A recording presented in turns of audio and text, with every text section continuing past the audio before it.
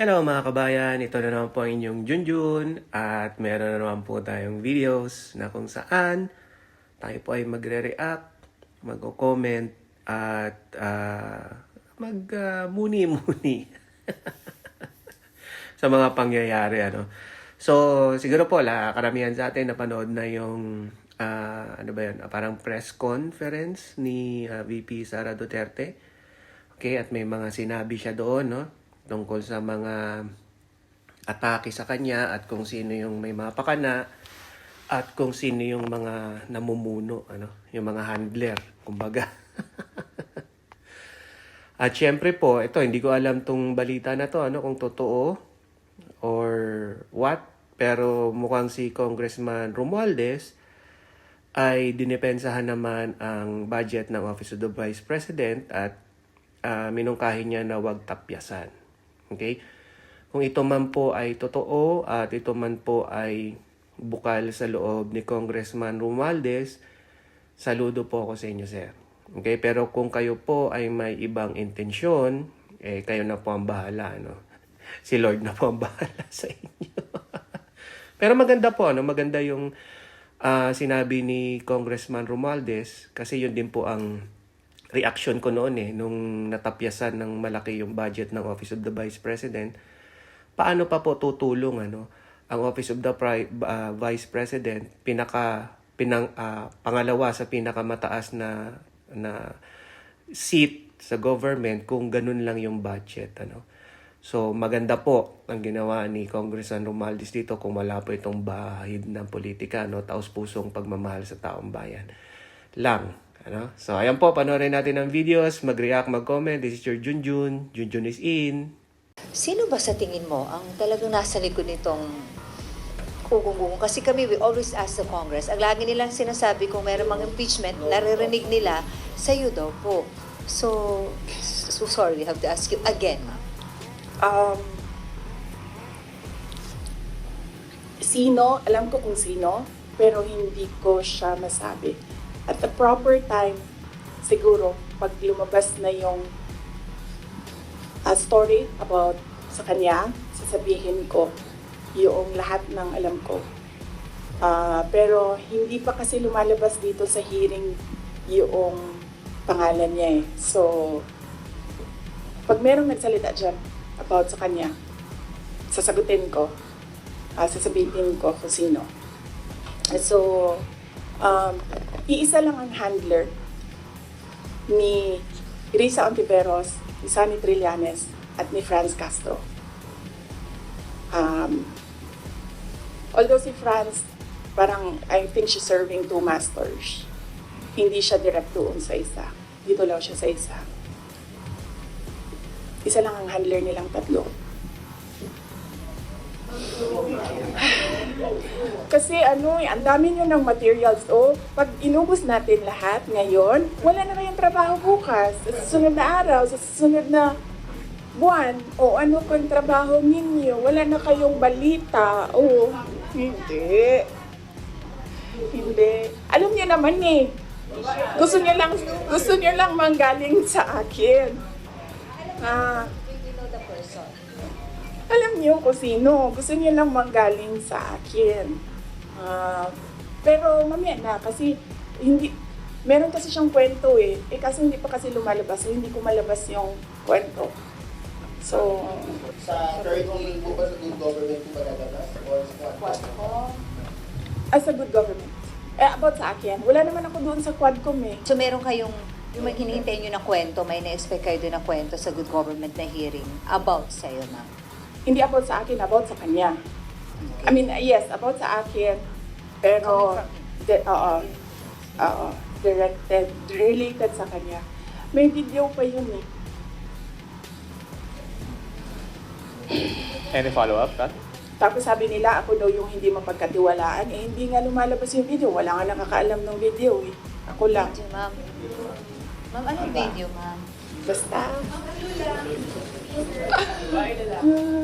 Ma'am, anong video po yun, ma'am? Ay, pag sinabi ko yung gender, alam niyo na kagad kung sino Anong video?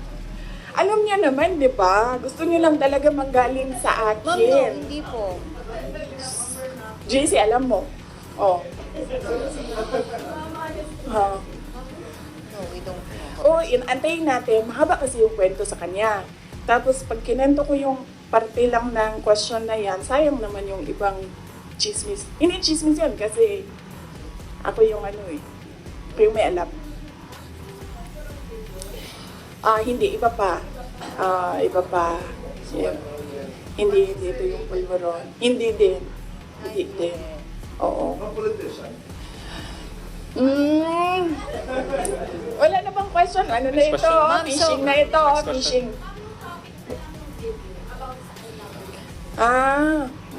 Matapos pagtulungan ng mga buwayang kongresista, si Vice President Sara natapisan ang budget ng Office of the Vice President. Abay himala, nanalo si VP Sara. Ang budget ng Office of the Vice President ay hindi natatapisan. Ito daw ang mungkahi ni House Speaker Martin Romualdez. Wow! Sa hinabahaba man ang posisyon, aaprubahan nyo din pala at sa bandang huli, ikaw pa talaga Martin Romualdez ang magiging hero. House Speaker Martin Romualdez has declined the proposal of some lawmakers to reduce the budget allocated to the Office of the Vice President under Vice President Sara Duterte for 2025. Romualdez highlighted the importance of maintaining sufficient funding to continue the OVP's public service programs. He stressed that removing the budget entirely would disadvantage citizens who rely on these services. O di ba mga kasweet? Sa huli, nagwagi si Vice President Sara. Kaso nga lang, kawawa ang mga nagamit ng mga buwayang kongresista upang siraan at patikusin si Vice President Sara. Ito pa ang sabi ni Ms. Crisette Laureto Chu. Either way, Sara wins. Ginagawa ko din tong style ni Martin. Gumagawa ako ng gulo. Tapos ako din yung savior. Tapos yung mga kinunsyaba ko, magiging kontrabida. Ilalaglag ko. Mga kapatid ko lang naman, pero moves ko to. Kawawang teacher Stella Kimbo, nahubaran ang pagkatao dahil siya ang nag-announce na ikat ang budget ni Sara. Tapos nilaglag ng padre de pamilya niya. Like this, LOL. Let this be a lesson to everyone in Congress about the kind of principles he has. Either way, whatever the representatives decide, Sara has already won this narrative. Number 1. No budget sa OVP, Sara becomes ineffective. The blame is on Martin and cohorts. People die from not being able to access help. The blame is on Congress. The mothers who have been able to access help for kids with autism or people with dialysis and can no longer be served, the blame is on Congress. The people I will keep repeating your names until you leave and die in infamy. 2. No budget sa OVP, and Sara still succeeds because her supporters will help her. People will sing praises for her. The optics for this will be amazing as Filipinos from all over the world, from all walks of life, will pull together to help Sara. Can you imagine what a show of force it will be? It will show a contrast between ordinary Filipinos versus corrupt congressmen as against the very government we elected to help us. 3. May budget sa OVP at di nyo tinanggal. Your names have already been burned in our minds and your reputations have already been turned inside out. You know, one thing you should know is that in the end, goodness will win and the truth always comes out. Things happen for a reason. We've found a reason for us to change what used to be, a reason to start over new, and the reason is you. Kawawang mga kongresista, sunod-sunuran. Hindi nyo alam, ginamit lang kayo nila Martin Romualdez. In the end, aaprobahan din pala ang budget ng OVP. Nasira lang tuloy ang inyong kredibilidad at pangalan. So ayan na nga po mga kabayan, napanood natin yung videos. At sa palagay ko po, merong mga sinabi si BP Sara na nakaapekto din doon sa pagbabalik ng original na budget ng OVP, which is 2 billion pesos. So, sabi-sabi ng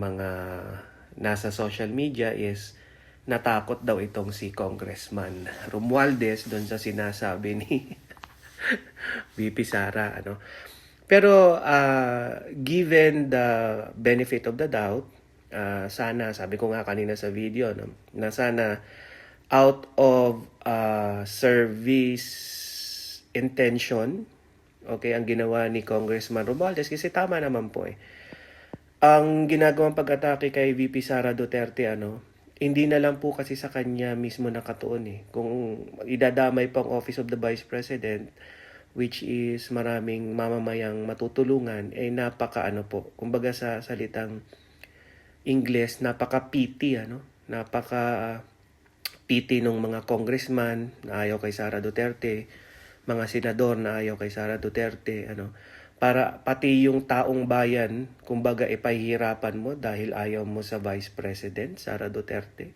Napaka ayaw ko naman sabihin napaka walang hiya nyo, pero yun nga po, napaka-pity. At ang magsasuffer po ay ang taong bayan. Pero alam ko naman gagawa ng paraan yan ni VP Sara Duterte in case na maliit lang talaga yung budget nila. I do believe that. So, tingnan po natin ang mga susunod na mangyayari. At medyo maganda yung mga balita. This is your Junjun. Junjun is out.